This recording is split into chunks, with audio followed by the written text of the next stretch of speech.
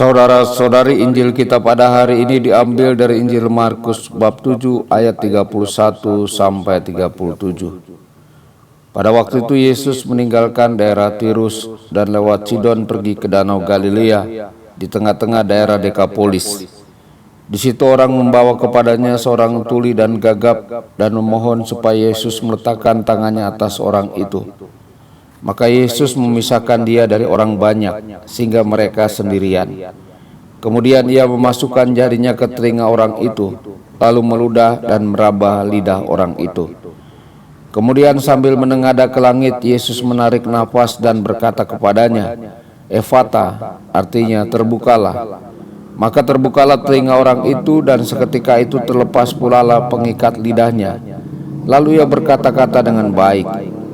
Yesus berpesan kepada orang-orang yang ada di situ supaya jangan menceritakannya kepada siapapun juga. Tetapi makin dilarangnya mereka, makin luas mereka memberitakannya. Mereka takjub dan tercengang dan berkata, "Ia menjadikan segala-galanya baik, yang tuli dijadikannya mendengar, yang bisu dijadikannya berbicara." Demikianlah sabda Tuhan. Terpujilah Kristus.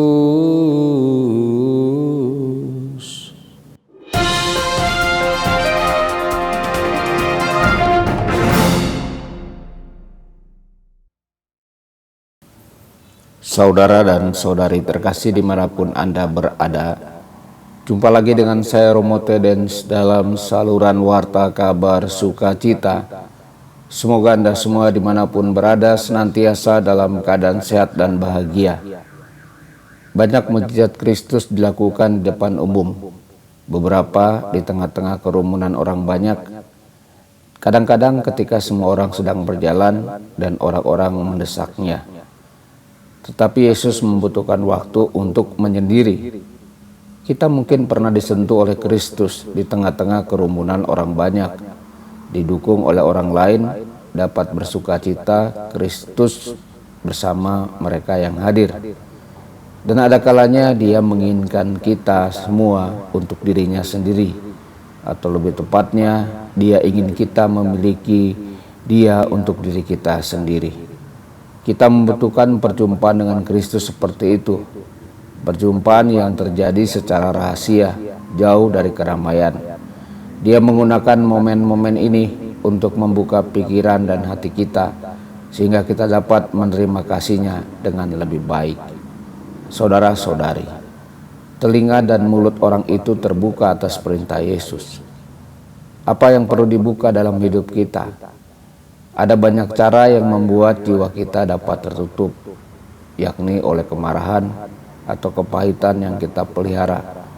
Kurangnya kepercayaan kepada Tuhan yang membuat kita cemas, atau ketidakmampuan untuk mengampuni dalam suatu hubungan. Ketika kita merasakan kurangnya kedamaian di dalam batin, kita tidak perlu menyelesaikannya sendirian.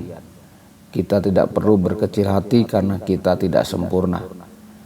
Kita hanya perlu berada di hadapan Kristus dengan tampil apa adanya dan membiarkan Dia masuk ke dalam area yang tertutup. Kita perlu memiliki kepercayaan yang cukup untuk melepaskan dan mengundang Dia masuk. Saudara-saudari, Yesus ingin agar orang banyak tidak memberitahukan kepada orang lain tentang Dia, tetapi mereka tidak menghiraukannya. Dia pasti tahu bahwa mereka akan tetap memberitakan tentang Dia. Sungguh sebuah misteri. Yesus memiliki ruang dalam rencananya, bahkan bagi mereka yang menolak untuk mengikuti perintah-Nya. Mereka yang melakukan segala sesuatu dengan cara mereka sendiri. Kehendaknya tidak dapat digagalkan.